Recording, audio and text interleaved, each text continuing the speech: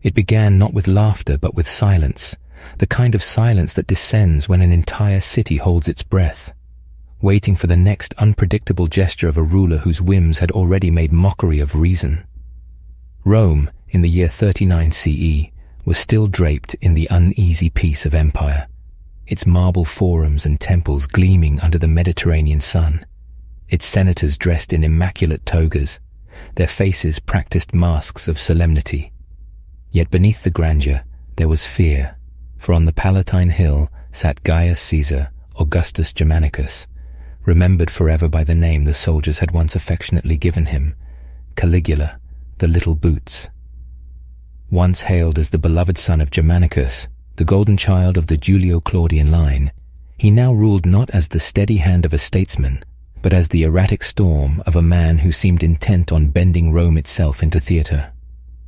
The story of Caligula's horse, his prized stallion Incitatus, would become one of the most infamous anecdotes in the history of empire, retold for centuries as proof of the emperor's madness. But to reduce it to madness alone is to miss the deeper wound it inflicted upon Rome's soul.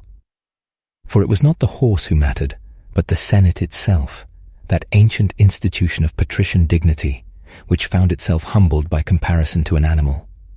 The act was not only absurd, it was calculated, a cruelty designed to strip away the last illusions that power rested on reason or law. To understand the cruelty, one must step back. Caligula had not always been a monster. When he ascended the throne in 37 CE, at the age of 24, the Roman people rejoiced. He was the son of Germanicus, the general whose victories and charisma had made him the darling of the legions, and the great-grandson of Augustus himself. After the long and suspicious reign of Tiberius, whose paranoia had stained the empire with purges and treason trials, Caligula's coronation felt like a dawn. In his first months, he lavished the people with gifts, staged magnificent games, recalled political exiles, and paid respect to the Senate. Rome celebrated him as a savior. Coins bore his image with reverence, temples rang with his name, and his popularity seemed unshakable. But the human mind is fragile, and Caligula's would prove more fragile than most. Only months into his reign, he fell gravely ill. Ancient sources speak of a fever that nearly killed him, an illness so severe that Rome prayed collectively for his recovery. He survived, but something in him did not return intact. When he emerged from his sickbed, it was as though the brush with death had loosened every restraint. The generosity of his early reign curdled into suspicion, his piety into mockery, his confidence into a kind of theatrical cruelty that demanded not only obedience, but humiliation. He began to see the Senate not as partners in rule, but as rivals to be broken, men who clothed themselves in dignity, yet could not resist when stripped of it. In this unraveling of restraint, one figure remained constant: Incitatus, the horse that had accompanied Caligula in races and parades, a gleaming stallion with a name that meant swift. Incitatus was not merely a beast of the stables. To Caligula he became an emblem, a creature more loyal and noble in his eyes than the senators who whispered in corridors and bowed in chambers. He lavished upon the horse what he denied to men. Incitatus was housed in a marble stable, fed oats mixed with gold flakes, draped in purple blankets, the very color of imperial power, and adorned with a collar of precious stones. Guards were stationed to ensure the animal was not disturbed, as though he were a dignitary in his own right. And the people of Rome, half in awe and half in horror, whispered that Caligula planned to make his beloved stallion a consul, the highest elected office of the Republic, now hollow under empire. The story may have been exaggerated by hostile sources, for Caligula's reign would be condemned by senators who survived him. But exaggeration does not erase truth. It sharpens it. Whether or not the ceremony was ever completed, the intention was clear, and it was intention that mattered most. By elevating a horse above men, Caligula declared openly what tyranny always implies: that the forms of government are meaningless, that dignity is a mask that can be stripped away at will, that obedience is owed, not because of merit or wisdom, but because of fear. The Senate, once the heart of Rome's republic, had been reduced to such impotence that even an animal could be said to rival them. In mocking them with Incitatus, Caligula revealed their hollowness, and yet it was not mere mockery. There was in Caligula's gesture a kind of philosophy twisted into cruelty. If men are corrupt, if senators grovel and betray with smiles on their lips, why not elevate a horse whose loyalty is at least honest, whose strength is real? Better perhaps to trust the purity of a beast than the perfidy of a human. In that sense, the act was both satire and threat, both jest and judgment.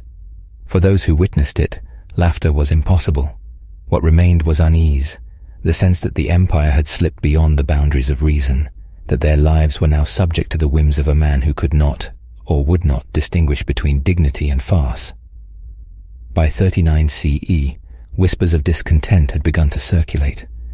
Senators resented their humiliation, soldiers grumbled about the emperor's extravagance, and citizens wondered how long the spectacle could endure. But Caligula pressed on, reveling in the shock his actions inspired, delighting in the fear that followed.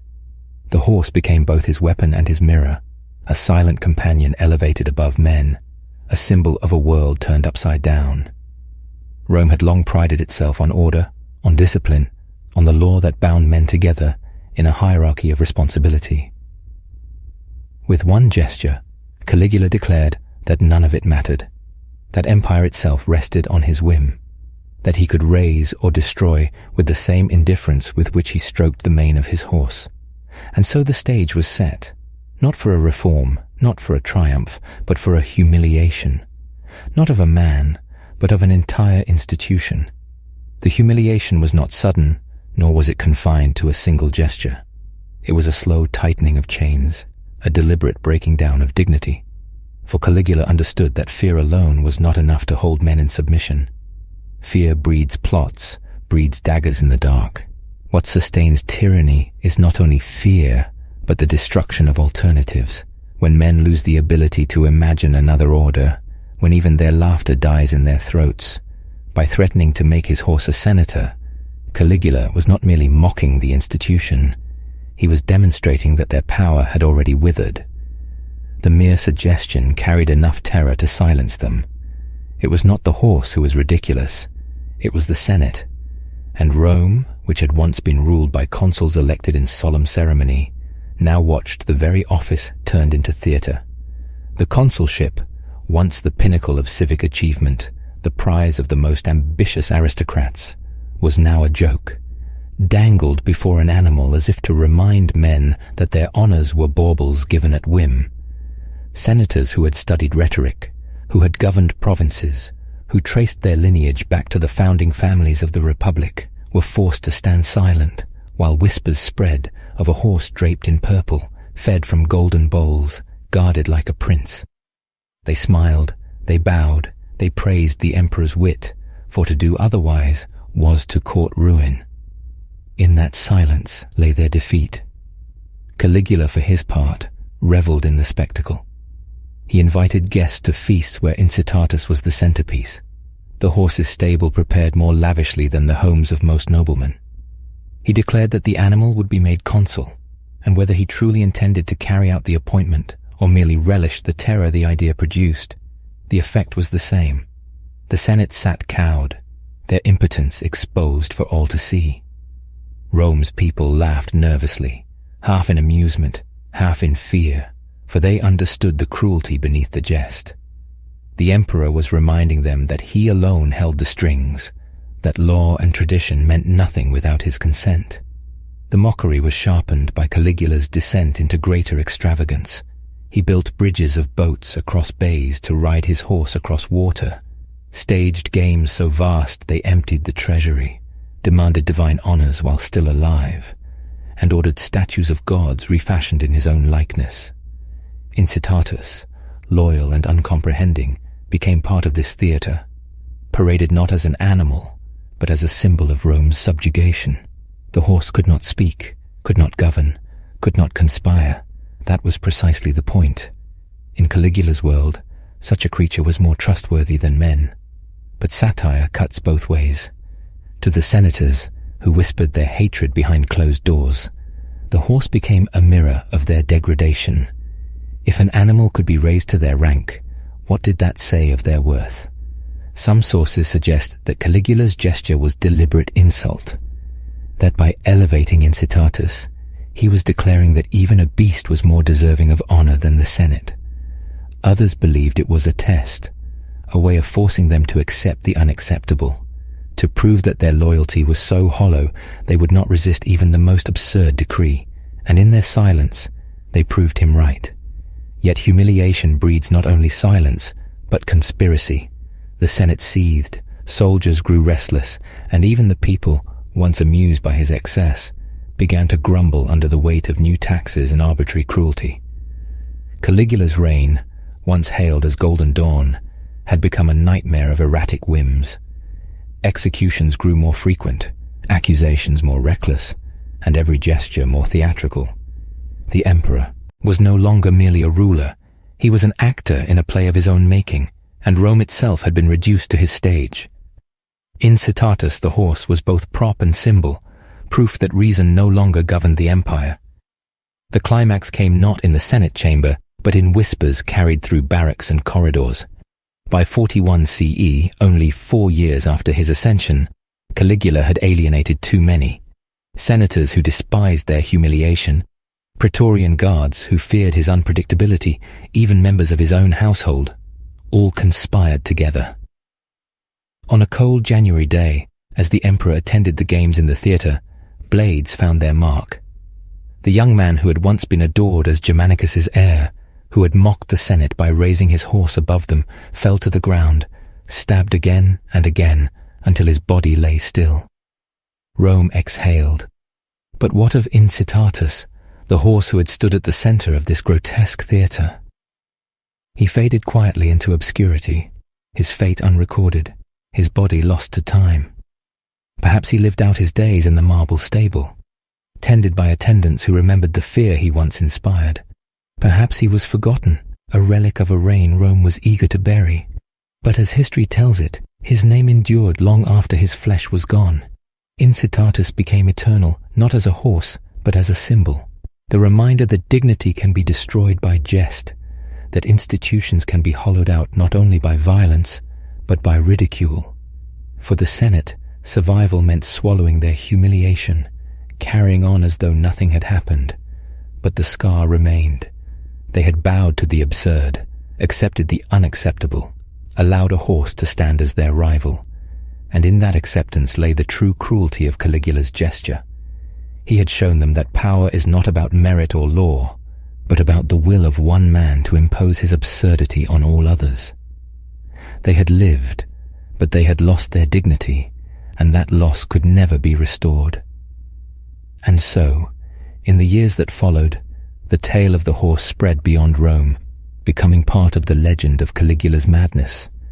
Writers repeated it as proof of his folly, moralists as warning of tyranny's corruption, jesters as fodder for laughter. But beneath the humor lies the truth, that the horse was not the fool, the horse was innocent. It was men who became the fools, men who allowed themselves to be mocked, men who accepted their reduction to beasts. Incitatus did not destroy the Senate. Caligula did, and he did so not with armies, not with laws, but with laughter that cut deeper than any sword. History is never content with bare facts. It adorns, exaggerates, and transforms until memory becomes legend. So it is with Caligula and his horse. Did the emperor truly intend to seat Incitatus in the Senate chamber, to grant him the fasces and the purple border of authority? Or was the entire story a rumor, sharpened by enemies eager to stain his name? Ancient sources themselves disagree. Suetonius and Cassius Dio, writing years later, report that Caligula gave his horse a marble stable, ivory manger, purple blankets and attendants, and that he once joked of making the animal consul. Whether jest or genuine intention, the tale endures because it captures something larger than fact, the spectacle of power untethered from reason. In truth, Caligula's reign left behind a trail of contradictions. To some, he was a visionary, daring to blur the line between mortal and divine, striving to bind empire together by making his own person the axis of worship. To others, he was a monster, delighting in cruelty, squandering wealth, and mocking traditions that had anchored Rome for centuries. The horse story fits neatly into the latter portrait, serving as shorthand for madness. But perhaps its endurance lies not in Caligula's eccentricity, but in the vulnerability it exposed. That Rome's proud institutions, once thought unshakable, could be turned into theatre by the whim of a single man. For centuries, political thinkers would recall the tale. Renaissance writers invoked it as a warning against tyranny, Enlightenment philosophers as evidence of monarchy's corruption. Even in modern times, when satire seeks to expose the absurdity of rulers, the image of a horse in the Senate resurfaces as metaphor. Power, once concentrated, can raise the unworthy and debase the worthy. It can transform the noble into jesters and the ridiculous into sovereigns. In that sense, Caligula's gesture, whether real or imagined, outlived him by millennia. But one should not forget the quieter tragedy beneath the laughter. The senators of Rome, heirs to a tradition that had once defied kings, conquerors of the Mediterranean, reduced themselves to silence before a tyrant's mockery. Their compliance was not born of belief, but of survival. To oppose openly was to invite execution, confiscation, the ruin of family lines. And so they endured. They praised the horse. They feigned amusement. They accepted humiliation as the price of life. This survival strategy, though understandable, reveals the fragility of liberty, that it can vanish not in battle but in silence, not by defeat of armies, but by consent to absurdity. And what of Incitatus himself? His story is both comic and tragic. A creature bred for strength and beauty, beloved by his master, yet utterly unaware of the storm he embodied. He did not choose to become symbol. He did not seek rank or ridicule. He simply existed, fed, groomed, pampered, a mute witness to the spectacle of Rome's degradation. In him lies a strange innocence. The horse was never ridiculous. Men were. The animal could not conspire, could not betray, could not wield power. It was human beings, with their ambition and fear, who allowed themselves to be diminished by comparison to a beast. Caligula's death brought no immediate restoration. Rome stumbled through further instability, emperors rising and falling, conspiracies erupting, armies proclaiming their favorites. Yet the memory of Incitatus lingered, retold by chroniclers as emblem of how far folly could reach. When later emperors sought to humble the Senate, when satire needed a target, the horse's shadow loomed. He became a symbol not only of Caligula's cruelty, but of Rome's capacity to endure humiliation in exchange for survival. Perhaps this is why the tale resonates still. It forces us to ask uncomfortable questions. How much absurdity can a society endure before it breaks? How far can dignity be mocked before it loses its meaning? Is it better to resist and die, or to live in silence under humiliation? For the Romans who bowed before Incitatus's supposed elevation, the answer was survival. For us, centuries later, the story remains a parable of complicity, and so the horse who never spoke, who never governed, who never understood his role, endures in memory as one of the most famous figures of Roman history. His marble stable may have crumbled, his ivory manger long vanished, but his name remains immortal. Not because of his deeds, but because of what he represented. The moment when power mocked reason, when tyranny mocked tradition, when silence mocked courage. Incitatus was never senator, never consul, never ruler, but he remains, across the centuries, the horse who showed the world what happens when men surrender dignity for survival. This, then, is the legacy of Caligula's jest. Whether truth or rumor, whether genuine decree or cruel joke, the story endures not because of the horse, but because of the men around him. They bowed, they obeyed, they endured, and history, with its cruel sense of irony, remembers not their names but his.